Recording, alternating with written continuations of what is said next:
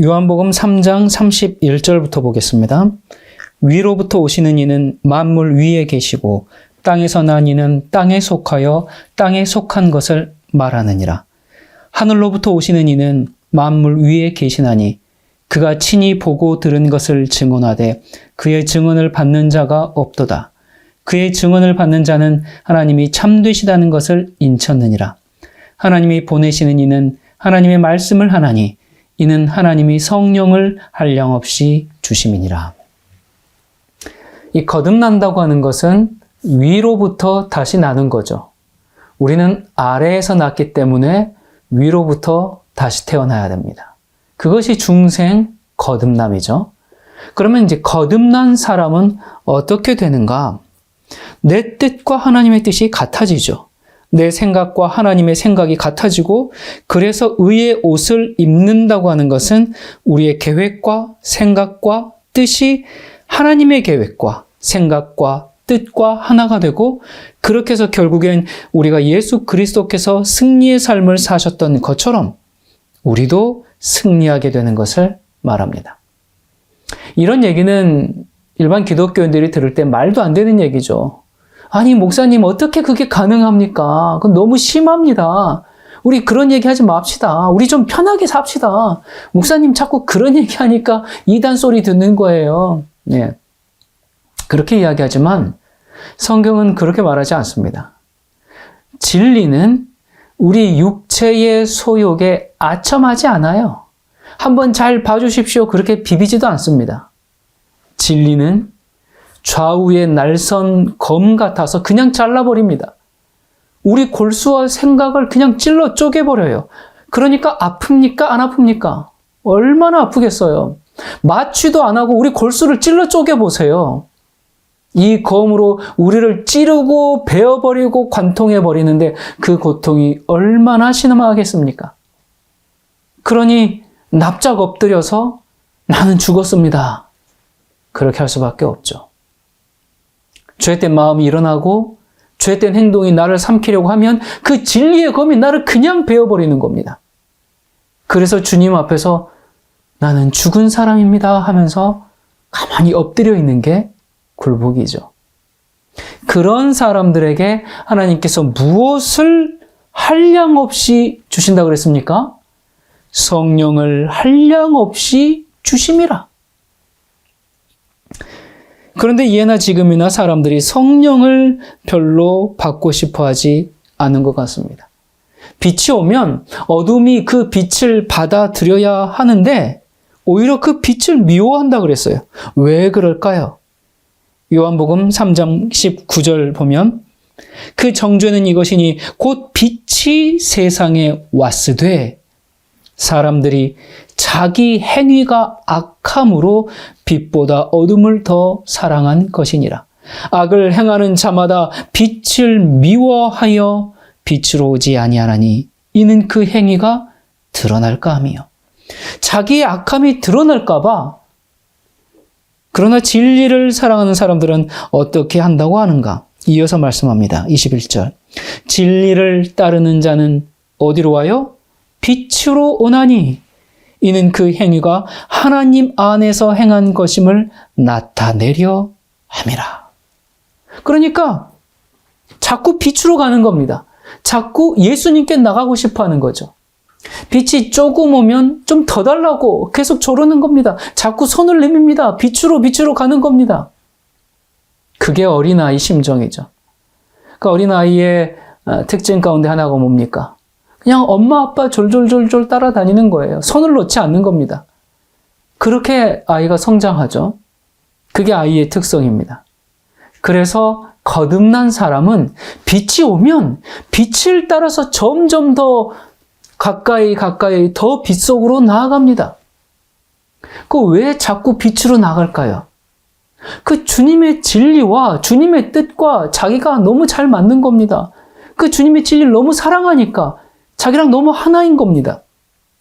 그리고 그 빛 속에 있으면 편하니까, 행복하니까. 어떤 이들은 그게 너무 불편해서 오히려 빛을 미워하지만 어떤 사람들은, 거듭난 사람들은 빛이 너무 좋고 너무 감사하니까 자꾸 빛으로 주님께 가까이 나아가는 것이 즐거운 거죠. 자, 우리가 빛으로 점점 나가면 어떻게 되는가? 잠언 4장 18절에 의인의 길은 돋는 햇살 같아서 크게 빛나 한낮의 광명에 이르거니와. 한낮의 광명, 대낮처럼 밝게 됩니다. 의인의 삶은 진리를 통해서 내 삶에 있는 모든 그 잘못된 성질들, 감사치 못한 마음들, 죄로 기우는 경향들 전부 드러나서 어떻게 돼요? 지금 빛으로 나가서 빛으로 나갈 때 점점 그림자가 없어지는 겁니다. 제일 처음에 태양이 떠오를 때 어떻습니까? 태양이 갑자기 그냥 그 정오의 중천에 갑자기 팍 거기에 뜨는 게 아니죠. 갑자기 밝게 확 비치는 게 아니죠. 어떻게 뜹니까? 제가 주로 새벽 러닝을 하는데요. 한겨울 영하 10도, 15도에도 신경 쓰지 않고 그냥 나갑니다. 오히려 저는 그 겨울 새벽에 그 찬 공기가 너무 좋더라고요. 영하 10도 정도에 나가면 돌아올 때는 이 눈썹과 머리가 하얗게 돼서 돌아옵니다. 마치 그 무협지에 나오는 그런 무림 고수 같은 모습이거든요. 자, 그렇게 나가면 한 10km, 15km 정도를 뛰고 오는데 처음에는 이제 새벽이라 깜깜하죠. 더군다나 이제 시골 농로다 보니까 가로등도 띄엄띄엄 있습니다. 그리고 이제 시작할 때는 서쪽 방향을 향해서 뛰거든요, 코스가. 그래서 이제 서쪽 방향 끝까지 가가지고 반환점에서 딱 돌면, 야, 저 멀리 산 위로 조금씩 붉게 물듭니다. 제가 새벽 러닝을 하는 이유가 이거 보려고 그렇게 새벽마다 길을 쓰고 나가는 겁니다. 어둠을 향해서 계속 달렸다가 딱 돌아올 때는 빛을 향해서 달려옵니다. 근데 이 서쪽을 향해서 달릴 때는 때로는 둥근 보름달이 머리 위에 있기도 하고요. 어느 날은 그 달이 아주 낮게 떠가지고 또 바로 앞에 있는 것 같기도 하고요. 때로는 반달, 저승달, 때로는 아주 막 종말론적인 분위기의 그런 붉은 달, 정말 다양한 모습을 보여줍니다. 그러다가 이제 딱 턴을 하고 동쪽 방향으로 달려올 때는 감탄이 절로 나옵니다. 새벽 하늘이 깜깜하다가 제가 동쪽으로 딱 이제 방향을 틀 때부터 약간 이제 밝아지려 하거든요. 그런데 이제 제가 동쪽으로 계속 달려가면 달려갈수록 아주 그 진한 붉은 빛이 산을 불태웁니다. 그 아주 빨간 붉은 빛이었는데 그 다음에 분홍색으로, 그 다음에 점점 하늘색으로 이렇게 밝아지는 이 광경이 아침마다 저를 새롭게 하죠. 매일 아침 하늘이 다릅니다.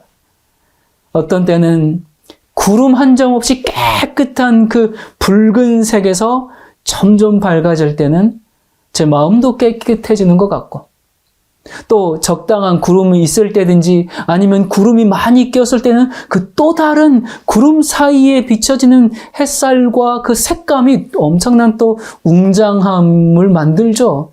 그래서 그냥 그 감격을 더 크게 만들죠. 새벽 하늘을 볼 때마다 예술가이신 하나님을 경외할 수밖에 없습니다. 어쩌면 그렇게 매일 다른 하늘을 우리 인간들에게 선물해 주시는지, 세상의 모든 아티스트가 와도 이 하나님의 창조 솜씨를 흉내낼 수가 없죠. 제가 인간이 만든 어떤 예술 작품을 보고도 가슴이 뛰어본 적이 없는데 이 하나님의 창조를 보면 그 섬세함과 그 아름다움과 그 웅장함에 볼 때마다 정말 아침마다 가슴이 두근두근합니다. 그래서 저에게 있어서 러닝을 하는 시간은 하나님의 작품을 감상하는 시간입니다. 하나님의 사랑을 오감으로 느끼는 시간입니다. 그래서 저는 낮보다는 시시각각 그렇게 변화하는 새벽 러닝을 좋아하죠. 매일매일 하늘이 다르기 때문에 매일 봐도 지겹지가 않습니다. 그래서 러닝하는 분들에게는 새벽 러닝을 적극 추천합니다. 매일 이 감동을 느끼고 하루를 시작하면 얼마나 행복한지 모릅니다. 자, 아침에 해가 떠오를 때, 처음 떠오를 때 아직까지는 어때요? 어둠캄캄합니다. 죄들이 나무 뒤에 숨어 있고요. 다리 밑에 숨어 있고요. 또 집 뒤에 숨어 있고요. 아직 그 죄의 그림자, 그 비진리의 그림자, 편견과 선입견의 그림자가 있어요. 그러다가 어떻게 돼요? 그러다가 한낮의 광명에 이른다고 했죠.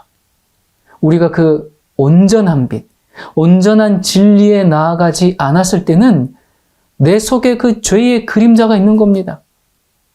여러분, 이 땅에서 우리가 사는 시간들이 뭡니까? 무슨 시간입니까? 이 죄의 그림자를 저 밝은 빛 아래 다 태워버리는 시간이죠. 어둠과 그림자를 가지고 하늘에 갈 수가 없잖아요. 나 때문에 하늘이 어둠침침해지면 안 되잖아요. 그래서 빛의 기능은 분명합니다. 너 이런 죄들이 있구나. 그걸 보여줍니다. 내가 어떤 상태에 있는지 그걸 알게 해줍니다. 그게 하나님의 법의 기능이죠. 법은 우리를 정죄하든지 아니면 무죄라고 선언하든지 그 둘 중 하나의 기능밖에 없습니다. 그게 법입니다. 우리 자매님들이 몸무게가 한 10kg 늘었다면 이제 그러면 난리가 나죠. 예. 체중계 딱 올라갔는데 바늘이 쫘라락 하더니 한 10kg가 늘었어. 그러면 화가 나가지고 여러분들이 이 체중계를 집어 던져버립니까? 체중계 박살 낸다고 그 내 몸에 이렇게 붙어있는 살들이 체중계와 함께 사라집니까? 살이 없어집니까? 아니죠. 이게 그렇게 하는 행동이 뭐예요? 법을 폐하는 일이거든요. 법은 너 10kg 쪘어. 그걸 아주 타협 없이 알려줍니다. 끔찍합니다. 너무 정확하게 알려줍니다. 그러니까 법의 기능이 뭐예요? 너의 상태는 지금 이래. 그 알려주는 기능을 합니다. 이 신학자들은 이제 그걸 법의 정죄라고 하는데요.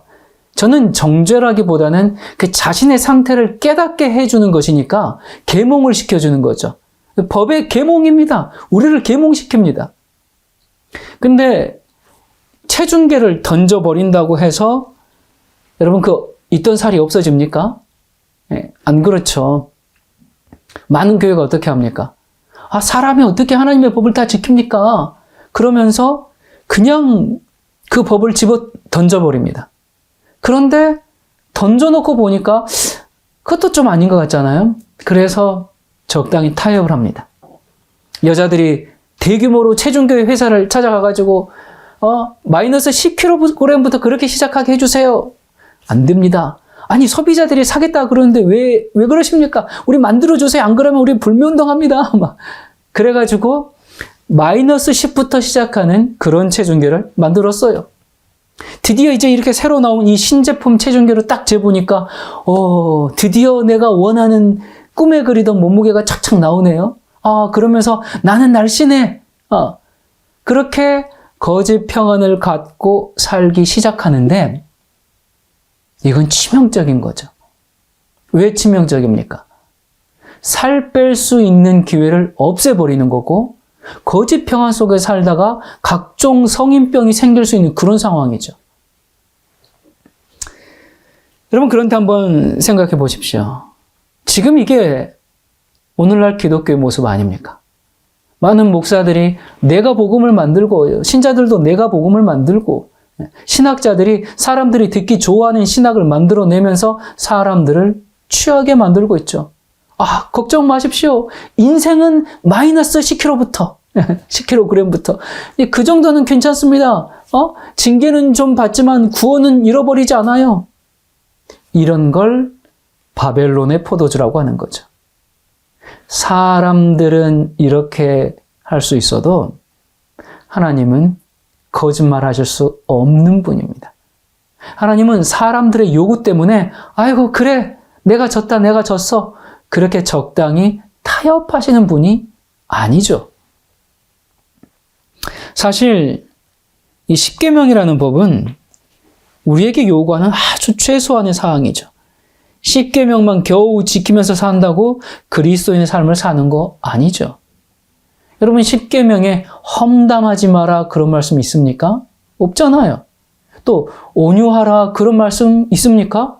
없어요. 겸손하라, 남 괴롭히지 마라 이런 말씀 없습니다. 그러고 보니까 이 십계명 사실 10가지에 뭘 얼마나 더 집어넣겠습니까? 그러니까 이 십계명은 정말 최소한의 사항만 아주 압축하고 압축해서 기록해 놓은 거죠.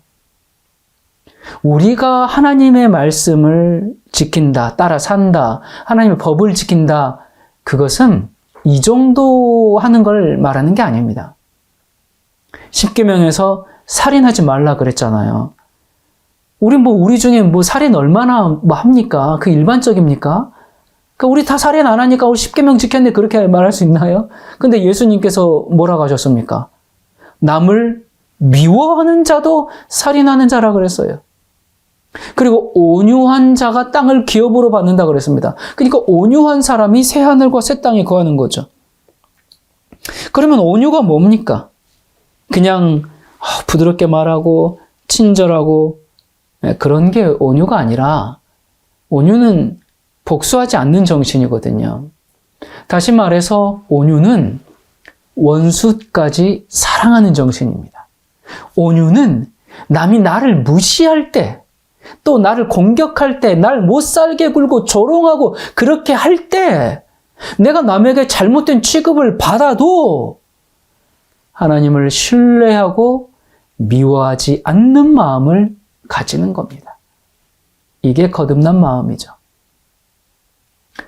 제가 여러 가지 부족한 점이 참 많고 또 더 성장하고 더 성숙해야 할 것이 많이 남아있는 사람이지만 한 가지 그래도 말씀드릴 수 있는 것은 남들이 저에 대해서 아무리 정죄하고 나쁜 소문을 퍼뜨리고 아무리 그런 일이 있어도 전 그 사람을 향해서 적개심이나 원수처럼 여기면서 복수하고자 하는 그런 분노가 제 마음에 생기지 않습니다. 제가 부족한 점이 너무나 많아요. 때론 인내치 못하고 또 말이 부드럽게 나가지 않을 때도 있어요. 하지만 한 가지 말씀드릴 수 있는 것은 저를 짓밟는 사람들을 향해서 내가 온유한 마음을 갖는 것이 무슨 뜻인지 저는 그게 체험적으로 압니다. 처음엔 정말 힘들었죠. 그러나 그런 경험을 통해서 주님을 배우고 그럴수록 주님께 가까이 나가고 성령님께서 저를 변화시키고 제 마음 가운데 역사하시고 이런 걸 체험하니까 제 자신을 더욱 돌아보지 그들에 대한 분노가 생기지 않아요. 어떤 분들은 저한테 누가 목사님에 대해서 이렇게 얘기했습니다. 그렇게 고자질 해주는 사람도 있습니다. 목사님 들으셨습니까? 누가 목사님에 대해서 이렇게 얘기했습니다. 그 전해주는 사람은 글쎄 저를 위해서 얘기를 해준 것인지 아니면 그 사람이 미워서 그런 것인지는 알 수 없지만 아무튼 그런 얘기 들으면 속상하죠. 억울하죠. 근데 거기서 아니 어떻게 그럴 수가 있나 그러면서 자꾸 생각하면서 억울해하고 그러면 나도 그 사람을 미워하게 됩니다. 하지만 주님의 은혜로 저는 전혀 그럴 위인이 못 되는데 그 나를 미워하는 사람, 나를 싫어하는 사람, 내가 잘못되기를 바라는 그 사람에 대해서 그를 미워하지 않고 그가 잘되기를 바라는 마음이 있음을 인해 하나님께 감사합니다. 온유함을 갖는다는 것, 그것이 무엇인지를 아주 약간이나마 체험적으로 이해하는 거죠. 그것 때문에 분노하거나 복수심이 생기거나 그 사람에 가서 막 아니라고 설명하고 변명하고 싶거나 그런 마음이 생기지가 않아요. 저는 원래 그런 사람이 아닙니다. 억울하면 못 견디는 사람이에요. 그런데 예수님을 묵상하고 말씀을 통해서 보니까 저랑 예수님이 자꾸 비교되는 겁니다. 나는 위로부터 안 태어났구나. 난 아래에서부터 난 사람이구나. 그게 보이는 겁니다. 말씀을 읽을 때마다 나에게 이런 문제가 있구나. 내가 이것이 부족하구나. 예수님께서 매 맞으실 때 재판장에서 고소당할 때 그 답변을 안 하시잖아요. 그냥 가만히 계시잖아요. 예수님께서 얼굴은 막 울그락불그락 하는데 겉으로는 막 참아내는 게 아니라 정말 내적인 능력 그대로, 온유한 모습 그대로. 아니, 저야 뭐 아무 능력이 없으니까 그냥 때리면 맞아야 하지만, 예수님은 능력이 있으신 분인데도 그냥 그 모든 걸 다 감내하셨습니다. 능력이 없는데 참는 것과 능력이 있는데도 참는 것은 차원이 다르죠. 예수님의 모습을 보니까 내가 너무 비교가 되는 겁니다. 우리가 교회 생활하다 보면 이런 일들이 좀 종종 있습니다. 가끔 어떤 성도님이 다른 분에게 저에 대해서 뭐 불만을 토로할 수도 있죠. 그래서 스트레스가 풀리고 또 도마 위에 올려놓고 뭐 썰어가지고 자기 스트레스가 풀리면 뭐 저는 썰려야죠. 예. 목사는 이제 그러라고 존재하는 거니까. 그런데 뭐 거기까지는 그럴 수 있다 쳐요. 근데 그 얘기를 들은 어떤 분이 제게 전화해서 알려줍니다. 아, 누가 목사님에 대해서 이렇게 얘기했습니다. 예. 그런 얘기를 왜 전해주는지 모르겠어요. 그런 얘기 들으면 기분이 유쾌하지 않죠. 예. 그런데 그런 얘기를 들을 때 무슨 생각이 드냐면, 아, 지금 나한테 전해주는 이분이 그냥 나한테만, 나에 관한 것만 이렇게 얘기를 해야 될 텐데, 오히려 전해주는 분이 걱정이 되는 겁니다. 그러니까 이분이 또 다른 사람에 대해서 누가 한 얘기를 들으면 또 그 사람에게 전화해가지고, 아, 누가 당신에 대해서 이렇게 얘기하더라고요. 아, 이러면 어떡할까? 이런 염려가 생기는 겁니다. 그래서 저에 대해서 욕하는 사람보다 그 얘기를 전해주는 사람이 더 걱정이 되는 거예요. 그렇게 말을 옮기는 사람 때문에 교회가 얼마나 어려워질지 참 염려가 됩니다. 우리는 정말 위에서 난 사람인가? 아니면 아래에서 난 사람인가? 위에서 났다고 해서 처음부터 완전한 광명에 이르는 것은 아니죠. 우리는 근본이 아래에서 난 사람들이기 때문에 우리는 계속 위를 향해 가야 합니다. 어디까지 가야 됩니까? 그 완전한 광명까지, 대낮까지. 해가 떠오르는데 새벽 여명을 비추는 그 햇빛을 보고 아, 내가 다 됐다. 그러면 안 되죠. 해가 뜨고 원만한 광명에 이르러 중천에 떠서 더 이상 어둠과 그림자가 없어질 때까지 우리 마음에 해가 떠야 합니다. 이건 개인의 경험에서뿐만 아니라 그 완전한 빛을 가진 교회가 마지막 시대에 등장해야 하죠. 계시록 12장 17절에 용이 여자에게 분노하여 돌아가서 그 여자의 남은 자손 곧 하나님의 계명을 지키며 예수의 증거를 가진 자들로 더불어 싸우려고 바다 모래 위에 섰더라. 그러니까 그 여자의 남은 자손은 개인이 아니라 교회입니다. 왜 개인이 아니라 교회가 등장해야 하죠? 여기서 말하는 교회는 건물교회 또는 우리 교회를 말하는 게 아닙니다. 우리 교회가 거기에 포함돼야 되죠. 우리 옛사랑교회가 그 교회 안에 들어가야 합니다. 이들은 마지막 시대에 정말 진실하게 믿고 완전한 대낮에 이른 그 성도들의 무리를 말하죠. 이들이 바로 넷째 천사입니다. 넷째 천사의 역할이 뭡니까? 계시록 18장 1절에 2일 후에 다른 천사가 하늘에서 내려오는 것을 보니 큰 권세를 가졌는데 그의 영광으로 땅이 환하여 지더라. 그러니까 그들로 말미암아 땅이 환해집니다. 왜 환해질까요? 완전한 빛을 받은 사람들이니까 다시 그 완전한 빛으로 세상을 밝히는 겁니다. 제가 이 넷째 천사 설교를 했더니 어느 날 손 목사가 자기가 넷째 천사라고 했다. 넷째 천사인 자기를 따라야 한다고 그렇게 주장한다. 구원받으려면 그 넷째 천사 교리를 믿어야 된다고 한다. 그렇게 둔갑해버렸더라고요. 정말 자고 일어나니까 사이비 교주가 되어 있었습니다. 저를 모르는 사람들이 그랬으면 충격이 좀 덜했을 텐데 그때 제 마음에 어려움이 좀 있었습니다. 넷째 천사는 마지막 시대 이 세상에 등장하는 한 교회입니다. 이 교회는 다시 말하지만 우리 교회를 말하는 게 아니라 하나님의 계명과 예수의 믿음을 가진 그 사람들, 불러냄을 받으신 그 사람들을 말합니다. 그리고 우리 교회가 거기에 포함되어야 하는 거죠. 우리 교회가 넷째 천사가 되어야 합니다. 근데 어떻게 이게 손목사가 자기가 넷째 천사니까 나를 따르라 그렇게 둔갑했는지 참 알 수가 없습니다. 빛 가운데로 나아가지 않는 사람들의 그 시기, 질투, 인간의 죄된 한계, 안타깝고 슬픈 우리의 현 주소죠. 이 넷째 천사를 다른 말로 예수의 증인, 또 14만 4천이라고 합니다. 계시록 14장 1절. 또 내가 보니 어린 양이 시온산에 섰고 그와 함께 14만 4천이 섰는데 그 이마에 어린 양의 이름과 그 아버지의 이름을 쓴 것이 있도다. 그러니까 이게 지금 다 같은 말입니다. 하나님의 계명과 예수의 믿음을 가진 마지막 시대의 교회를 지칭하는 말이거든요. 자, 그런데 왜 그 여자의 남은 자손, 넷째 천사, 예수의 증인, 14만 4천 이렇게 불리는 그 교회가 등장해야 하는가? 도대체 이유가 무엇인가? 인류 역사 가운데 태어났던 모든 사람들은 반드시 하나님의 심판대 앞에 서게 됩니다. 구원받는 사람은 구원의 심판, 멸망받는 사람은 정죄의 심판, 누구 하나 예외 없이 아담의 때로부터 인류 역사 마지막에 태어난 사람까지 모두 심판받습니다. 심판을 받는 이유 중에 하나는 사탄의 고소 고발이 있기 때문에 그렇거든요.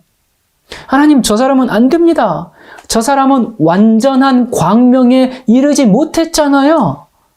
다시 말해서 완전한 빛을 받지 못하고 자기가 받은 그 작은 빛대로만 충성하다가 죽은 사람들을 예수님 재림할 때 예수님께서 무덤에서 이제 부활시키니까 마귀가 뭐 하겠어요? 이 무덤 저 무덤 뛰어다니면서 이 사람은 안 됩니다. 이 사람은 구원받을 자격 없어요. 이 사람은 그 빛을 안 받았기 때문에 이것을 행하지 않았고요. 저 사람은 저것을 지키지 않았고요. 예, 이거 안 됩니다. 그렇게 사탄 마귀가 그렇게 할 것을 주님이 아세요. 그게 사탄의 직업이에요. 그 사탄 그거 하는 겁니다. 그럴 때 예수님께서 사탄아, 너 참 시끄럽구나. 너 예나 지금이나 참 변하지 않았구나. 알았으니까 잠깐 있어봐라. 그러면서 예수님이 누굴 불러요? 누굴 부르십니까? 예수의 증인을 부르십니다. 예수의 뭐요? 증인. 사탄이 지금 저 사람들은 구원받을 자격이 없습니다. 이렇게 고소하고 있잖아요. 예수님은 우리 아주 유능한 변호사신데 변호사가 하는 일이 증인을 부르는 일입니다. 자, 이 증인들은 요한계시록 13장의 그 짐승의 사건을 경험한 사람들이거든요. 이들이 어린 양과 함께 시온산에 섭니다. 그게 증인으로 선다는 거죠. 시온산에 선다고 하는 것은 온 우주 앞에서 이 재판장에서 맨 마지막 증인으로 온 우주와 사탄 앞에 서는 겁니다. 계시록 13장에서 짐승협회 환란을 통과한 다음에 계시록 14장 1절부터 이들이 부르는 노래가 나옵니다. 그리고 그들이 어떤 특징을 가졌는지 나오거든요. 보겠습니다. 또 내가 보니 보라, 어린 양이 시온산에 섰고 그와 함께 14만 4천이 서 있는데 그들의 이마에는 어린 양의 이름과 그 아버지의 이름을 쓴 것이 있더라. 내가 하늘에서 나는 소리를 들으니 많은 물소리와도 같고 큰 우레소리와도 같은데 내가 들은 소리는 검은 고 타는 자들이 그 검은 고를 타는 것 같더라. 그들이 보좌 앞과 내 생물과 장로들 앞에서 새 노래를 부르니 땅에서 속량함을 받은 14만 4천 밖에는 능히 이 노래를 배울 자가 없더라. 이 사람들은 여자와 더불어 더럽히지 아니하고 순결한 자라. 어린 양이 어디로 인도하든지 따라가는 자며 사람 가운데서 속량함을 받아 처음 익은 열매로 하나님과 어린 양에게 속한 자들이니 그 입에 거짓말이 없고 흠이 없는 자들이더라. 이들이 지금 노래를 부르면서 증언을 합니다. 증인이니까 증언을 하죠. 근데 그 증언의 그 내용이 뭐냐면 자기의 경험을 노래로 부르는 겁니다. 그러니까 예수의 증인들이 하나님을 높이고 사탄이 잘못됐다는 것을 노래하는데 여기 보니까 그 노래를 배울 자가 없더라 그랬어요. 왜 못 배울까요? 노래가 어려워서 못 배웁니까? 아니죠. 그것은 그들의 경험의 노래이기 때문에 그렇습니다. 남의 경험을 내가 부를 수가 없어요. 그래서 요한계시록 14장에 새 노래를 부른다고 했고요. 계시록 15장에는 그 새 노래가 무엇인지를 설명을 합니다. 15장 2절입니다. 또 내가 보니 불이 섞인 유리바다 같은 것이 있고 짐승과 그의 우상과 그의 이름의 수를 이기고 벗어난 자들이 유리바닷가에 서서 하나님의 검은 고를 가지고 하나님의 종 모세의 노래 어린 양의 노래를 불러 이르되 주 하나님 곧 전능하신 이시여 하시는 일이 크고 놀라우시도다. 만국의 왕이시여 주의 길이 의롭고 참되시도다. 이 노래는 증인의 노래입니다. 이들이 노래를 부르는데 그 자기 경험의 노래입니다. 뭘 부르냐면 주 하나님께서 하시는 일이 크고 놀랍습니다. 이 개역 한글에는 이 일이 크고 기이하시도다 그렇게 기록됐습니다. 그러니까 놀라움을 넘어서 정말 기이한 일인 겁니다. 이것이 경건의 비밀이죠. 그래서 베드로후서에도 그의 신기한 능력으로 생명과 경건에 속한 모든 것을 우리에게 주셨으니 그랬잖아요. 이게 다 이렇게 연결되는 얘기거든요. 그러면 뭐가 그렇게 놀랍고 뭐가 그렇게 기이하고 뭐가 그렇게 신기한데 나를 구원하시기 위한 예수님의 성육신, 그리스도의 십자가, 성령님의 호소와 그리스도의 중보하시는 그 역사, 이 모든 게 너무 신기한 겁니다. 나 같은 죄인을 애굽에서 구원해 내셨거든요. 그래서 모세의 노래입니다. 죄에서 나를 구원해 내시니까 모세의 노래이고 그 죄의 결과에서 나를 구원해 내셨으니까 어린 양의 노래입니다.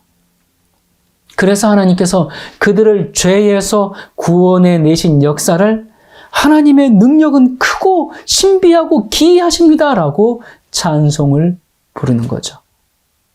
그리고 그 찬송을 부르고 나서 만국의 왕이시여 주의 길이 의롭고 참되시도다. 그 주님의 길은, 주님의 도는, 주님의 가르침은, 주님의 복음은, 이 모든 대속의 역사는 의롭고 참되십니다. 왜 그래요? 주님께서 나 같은 죄인을 저 깊은 구렁텅이에서 건져내시고 구원하신 그 역사는 신비해서 이루 말할 수가 없습니다.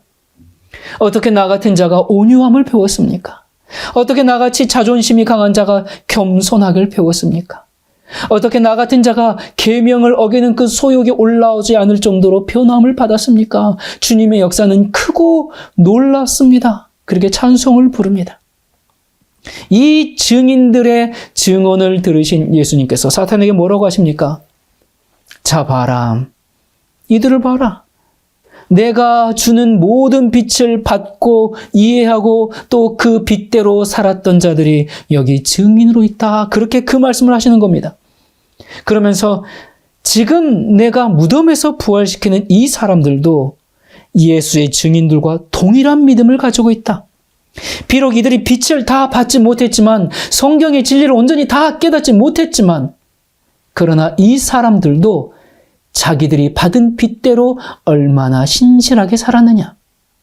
그러므로 이들에게 그 마지막 시대에 주었던 그 완전한 빛을 주었다면 이들도 예수의 증인처럼 똑같은 이런 찬송과 경험의 노래, 새 노래를 불렀을 것이 아니냐. 그래서 이러한 예수의 증인들 때문에 마지막 시대에 그 복음의 증거를 드러내는 그 마지막 교회 때문에 땅속에서 잠자고 있는 수많은 의인들이 사탄의 참소에도 불구하고 생명의 부활을 하게 되는 거죠. 그래서 증인은 말 그대로 특별한 사람들입니다. 왜 증인이 필요합니까?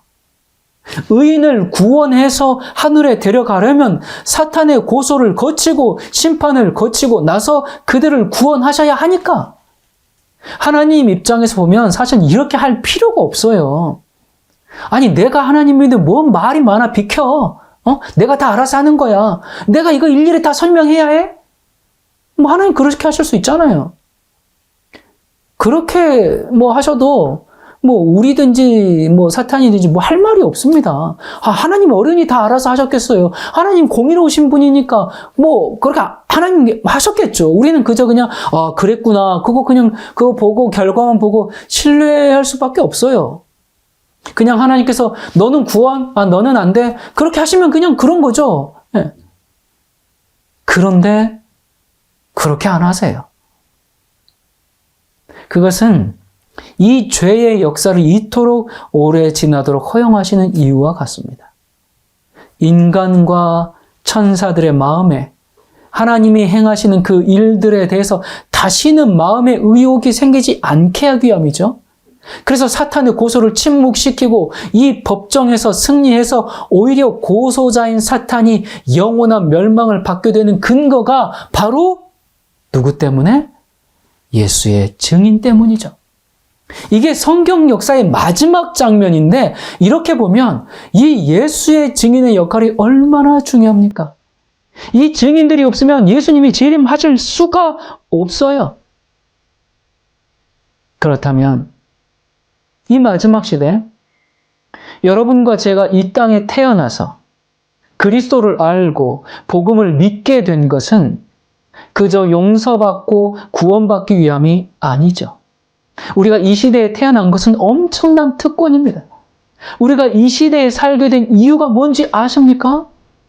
바로 예수의 증인이더라고. 그 완전한 광명, 그 대낮 같은 빛으로 말미암아 예수의 증인이 되기 위함이에요. 완전한 빛을 다 받은 그 예수의 증인은 역사 가운데 없었습니다. 오직 이 마지막 시대에만 존재해요. 요한계시록에 낱낱이 풀어지고 그 예언들이 성취되는 이 시대에 우리는 지금 살고 있습니다. 그래서 우리는 짐승의 표 환난을 두려워할 게 아니라 그 환난을 통해서 우리를 영원히 빛나는 그 예수의 증인으로 세우시려는 하나님의 부르심입니다. 그래서 우리 예수의 증인의 후보는 그저 그 새벽빛에 만족하면 안 됩니다. 점점 더 밝아져서 우리는 완전한 대낮 앞에 서 있어야 됩니다. 그런데 여러분, 이 일은 우리가 결심한다고 되는 게 아니죠. 우리는 도무지 할 수 없는 일입니다. 아무리 죽었다 깨어나도 이건 안 되는 일입니다.